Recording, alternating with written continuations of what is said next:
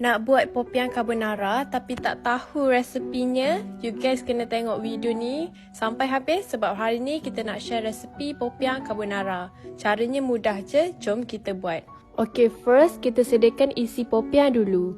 Guna daging cincang frozen, tak kisah jenama apa, goreng hingga masak. Lepas tu masukkan sebiji bawang Holland yang dah dicincang, lada benggala dan carrot.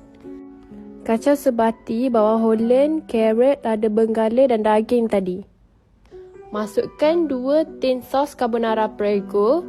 Kacau hingga sebati adunan kita tadi dengan sos carbonara Prego.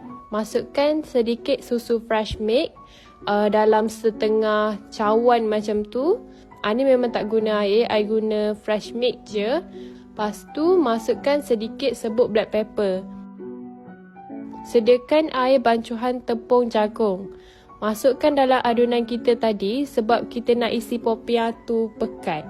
So kita kena guna tepung jagung. Masak hingga mendidih. Lepas tu isi kita dah siap. Ambil kulit popiah dan balut isi tadi. Sediakan air bancuhan tepung untuk kita jadikan sebagai gam. Kita akan guna tepung gandum biasa dengan sedikit air. Kita akan letak dekat hujung popiah lepas kita dah balut.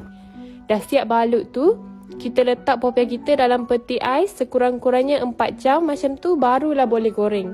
Lepas tu dah siap. Selamat mencuba. Resepi ni memang sedap korang. Nak sekarang kan bulan Ramadan. So korang boleh buat ni untuk moreh nanti.